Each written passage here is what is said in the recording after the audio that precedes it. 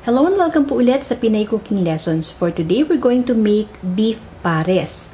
So ito po ay isang popular na pagkain sa Pilipinas. Ang beef pares po ay pwedeng ipang topping sa rice at pwede rin naman na ipanghalo o ipang topping sa noodles or sa mami. Ang mga kailangan nating ingredients para sa ating beef pares ay, first ingredient ang kailangan natin ay about 1 kilo ng beef brisket, cubed.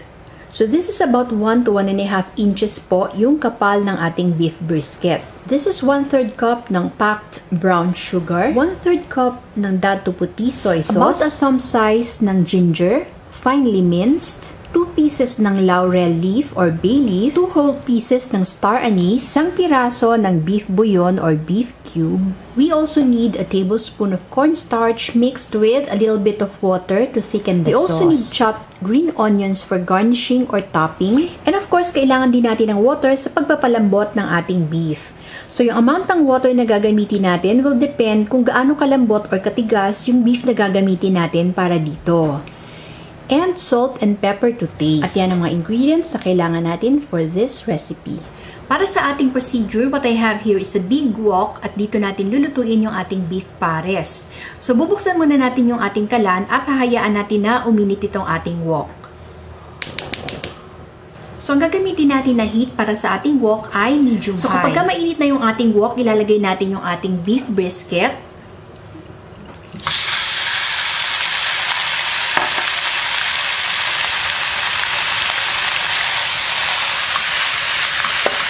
Hahayaan muna natin ito na mag-brown.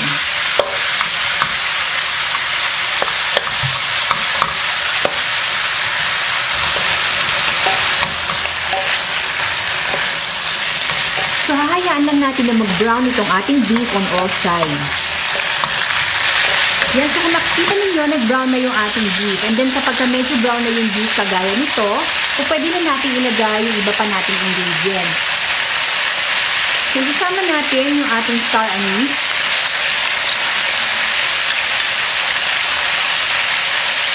Yung ating bay leaf.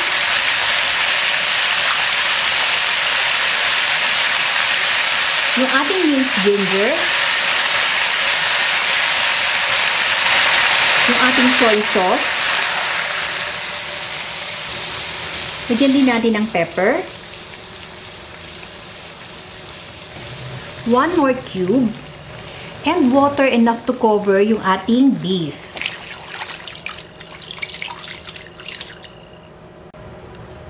So, haluin muna natin ito.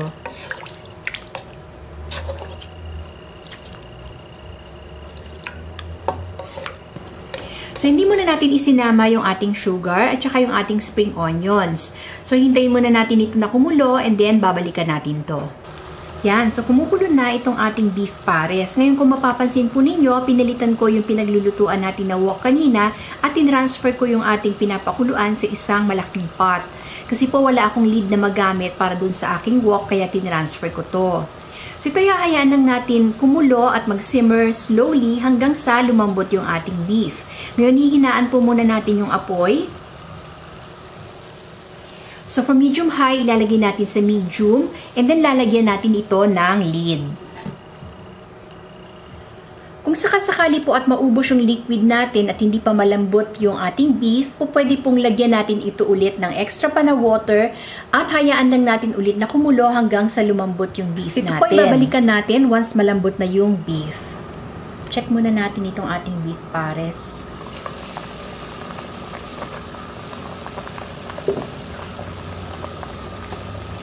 So, I added more water hanggat hindi lumalambot yung ating beef. Pero ngayon malambot na siya, although marami pang sabaw.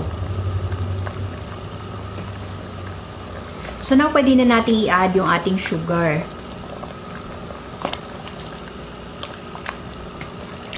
And then, nahaluin natin hanggang matunaw yung sugar natin.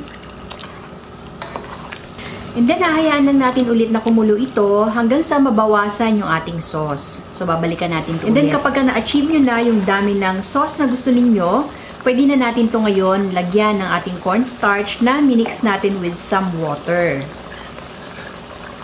So, kaya natin lalagyan ng cornstarch ito is para lumapot yung sabaw natin.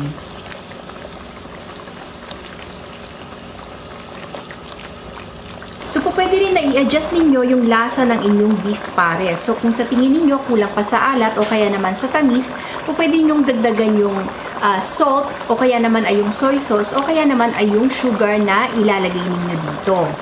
At saka yung sabaw, kung gusto niyo rin nabawasan pa, kung medyo masabaw pa ito para sa inyo, pwede nyo rin hayaan na kumulo pa ito hanggang sa mabawasan yung sabaw. So, sa amin nga kasi, mahilig yung mga bata ng masabaw pagka kumakain. So, ito ay pwede na nating patayin. Ngayon yung ginamit natin na star anise at saka yung ating laurel, pwedeng alisin natin yon bago natin ito iserve. And this is how we're going to serve our beef pares. So, kumuha tayo ng 1 cup ng rice and then nilagay natin yung ating pieces ng beef sa ibabaw ng rice. We added a little bit of the sauce and then nag-sprinkle tayo ng spring onion sa ibabaw niya. So ito po pwede rin na i-top sa beef mami. So parang yung nakakain natin sa Chowking. Napakadali lang pong gawin, di ba? Tsaka kukunti lang yung mga ingredients na ginamit natin. So sana po ay nagustuhan niyo yung ating video for today at sana po i-try niyo tong ating recipe. Maraming salamat po ulit sa panonood. Hanggang sa susunod.